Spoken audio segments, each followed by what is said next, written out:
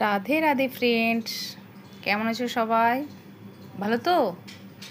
ভালো।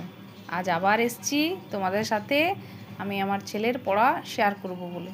চলো দেখা যাক।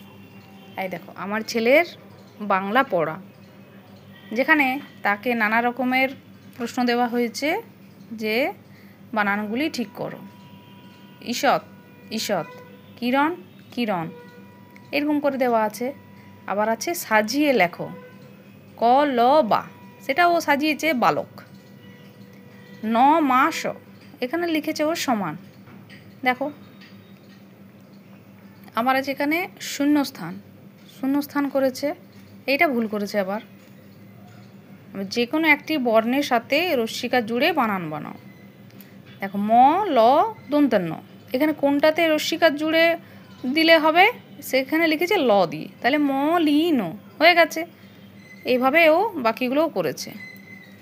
আবার আছে মিলযুক্ত শব্দ, নাম, ধাম রাম, জানা, খানা চানা, এইভাবে এগুলোও করেছে। আবার বর্ণ, 3 বর্ণের কথা লেখো, বর্গীর যদি, জনক জগৎ, আবার কা দিয়ে করেছে।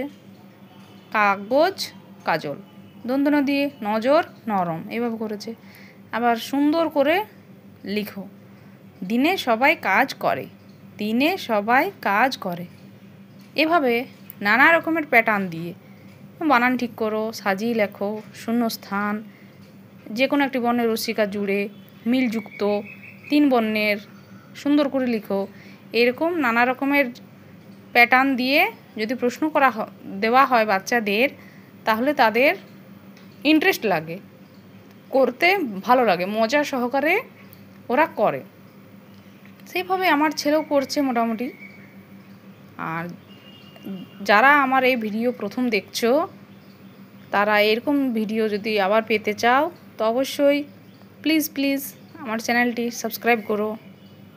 ওকে, রাধে রাধে, ভালো থাকবে সবাই, কেমন?